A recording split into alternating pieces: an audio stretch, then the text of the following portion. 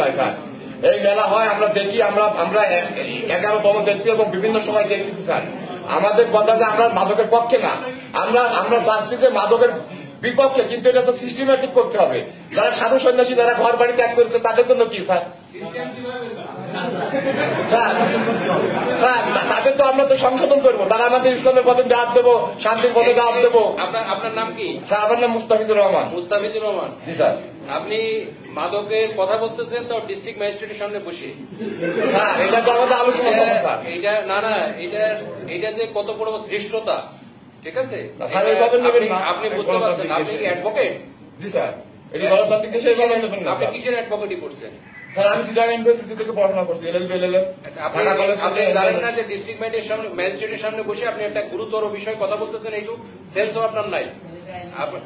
এটা এই উনারা যে পণ্ডিত আমাদের সাধুরা আছেন, উনারা বারবার বলেছেন এবং ইস্যু আছে যে মাদকের সাথে আমাদের লালন সাহেব যে জীবন আদর্শ, জীবন চরিত, তার সাথে কোনো বিন্দুমাত্র কোনো সম্পর্ক নেই।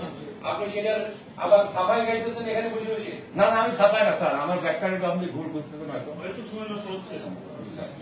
এই ধরনের কথা কার্যকর করুন, কঠিন অ্যাকশন দিব আপনি যে বলেন না কেন, ঠিক আছে? আমাকে ছিলেন না না আপনি আসছেন, কিন্তু এই ধরনের কথা খবরদার ভুলে উচ্চারণ করবেন না। এটা করলে কঠিন অ্যাকশন নেব, তখন কিন্তু আমি ডিস্ট্রিক্ট ম্যাজিস্ট্রেটের স্বরূপে ফিরে যাবো, ঠিক আছে? সুতরাং এই ধরনের